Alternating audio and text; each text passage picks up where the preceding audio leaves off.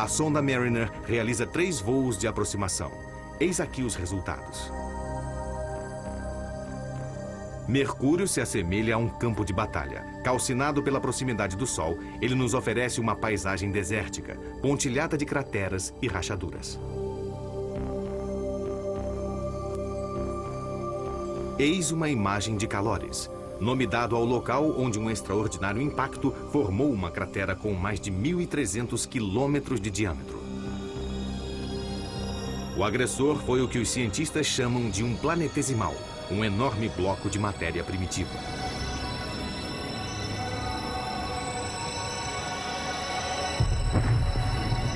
Na época da formação do Sistema Solar, todos os jovens planetas foram bombardeados por esses mísseis. Um cataclismo de extraordinária violência, que ocorreu há mais de 4 bilhões de anos. À direita vemos Zola, uma cratera menor, e aqui as marcas provocadas pela ejeção de matéria por ocasião do impacto. Estas crateras apresentam fissuras por toda a parte. Mercúrio é coberto por fendas. A maior parte delas foi produzida pelo impacto de Calores. Imagina-se que esta seja também a origem da planície de lava, rochas de chumbo derretido que teriam brotado das profundezas do planeta. Mas a maior das planícies de Mercúrio surgiu muito depois de Calores. Elas se formaram no momento em que as fendas do solo despejaram oceanos de lava. Além disso, as montanhas de Mercúrio formam uma paisagem de contornos muito mais acentuados. Foi necessário mais de 1 bilhão de anos para que estas planícies se formassem. E agora, mais de 3 bilhões de anos depois, não há qualquer sinal de atividade vulcânica. Mercúrio é um planeta morto. Tudo que ainda pode modificar a sua superfície depende do acaso da colisão com outros corpos celestes, como este.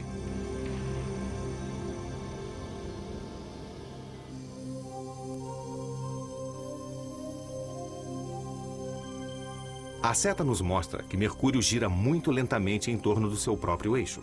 Ao concluir sua órbita ao redor do Sol, ele girou apenas 1,5 vezes sobre si mesmo, o que resulta num calendário dos mais estranhos. Um dia em Mercúrio é 2 vezes mais longo do que um ano. Um dia mercuriano dura o equivalente a 176 dias terrestres, e um ano mercuriano equivale a apenas 88 dias nossos. E isto não é tudo.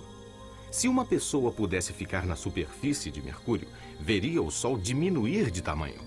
Este fenômeno resulta da variação de distância entre o planeta e o Sol.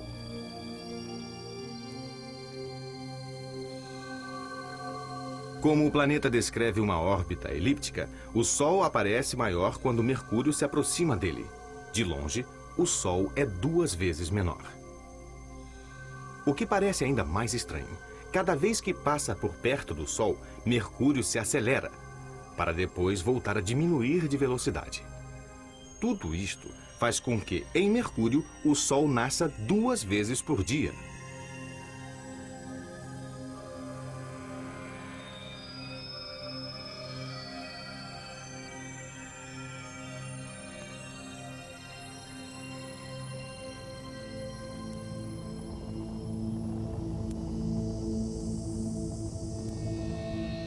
Por estar próximo ao Sol, Mercúrio é um planeta muito quente. Ao meio-dia, sobre o Equador, a temperatura pode atingir 430 graus Celsius, para durante a noite cair até 170 graus Celsius negativos. Mercúrio é o único planeta a ter uma variação de temperatura de cerca de 600 graus. E mesmo assim, alguns astrônomos acreditam que possa existir gelo em sua superfície, gelo protegido do ardor do Sol.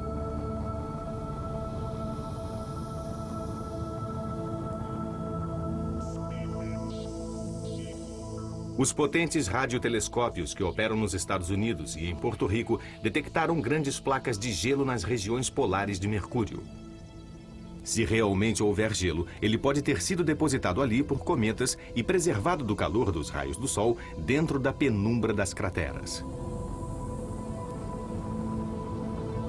Mas antes de poder confirmar tal hipótese, será preciso aguardar uma nova missão espacial rumo a Mercúrio.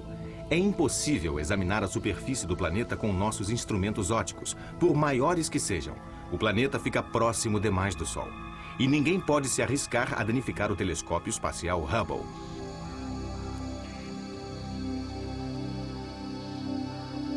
Com um diâmetro de apenas 5.000 quilômetros, Mercúrio é o menor planeta do Sistema Solar. Sua atmosfera é tão tênue que pode ser considerada inexistente. E a intensidade de seu campo magnético atinge apenas 1% do campo magnético da Terra. Quase tudo que sabemos hoje sobre Mercúrio nos foi informado pela Mariner 10. É preciso esperar outras missões para podermos observar, fotografar e analisar a outra metade deste estranho planeta.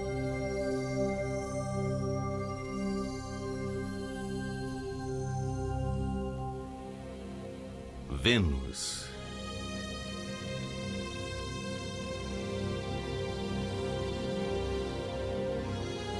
Vênus, o planeta encoberto.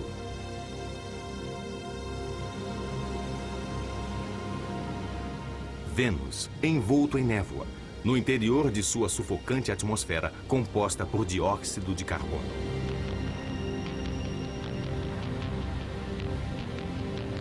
Vênus, esculpido pelos vulcões.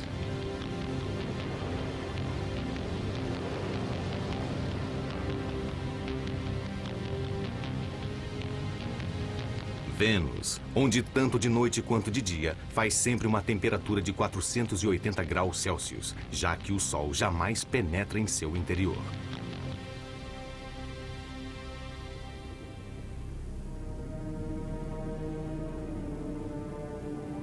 Vênus é um enigma.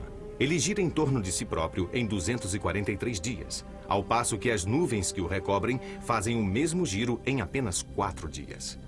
Com um diâmetro de mais de 12.000 quilômetros, Vênus tem quase o mesmo tamanho da Terra, mas os dois planetas não têm nada em comum. Pode ser que, em algum momento de sua história, Vênus tenha se assemelhado à Terra, com oceanos, continentes e um céu azul. Mas por que ele teria se tornado tão inóspito? Por que sua atmosfera é tão irrespirável? E por que o planeta gira sobre si na direção contrária à de todos os demais? Visto da Terra nas noites estreladas, Vênus é o mais brilhante dos planetas. E assim como ocorre com seu companheiro inseparável, Mercúrio, o melhor momento para ser visto é depois do pôr do Sol ou logo antes da aurora. Nenhum dos dois planetas se eleva muito em nosso céu. Isto se deve à posição que ocupam entre a Terra e o Sol. Enquanto Mercúrio se desloca muito rapidamente em torno do Sol, Vênus leva mais de 225 dias terrestres para percorrer sua órbita, que fica a mais de 108 milhões de quilômetros do Sol. De tempos em tempos, Vênus passa diante do Sol. Em 1769, o explorador James Cook observou uma dessas passagens de Vênus. Suas observações, feitas do Pacífico, foram comparadas com outras observações feitas mais ao norte. Por um simples cálculo trigonométrico, a diferença de latitude revelou a distância entre a Terra e o Sol. Foram estas as primeiras tentativas de se medirem as distâncias celestes.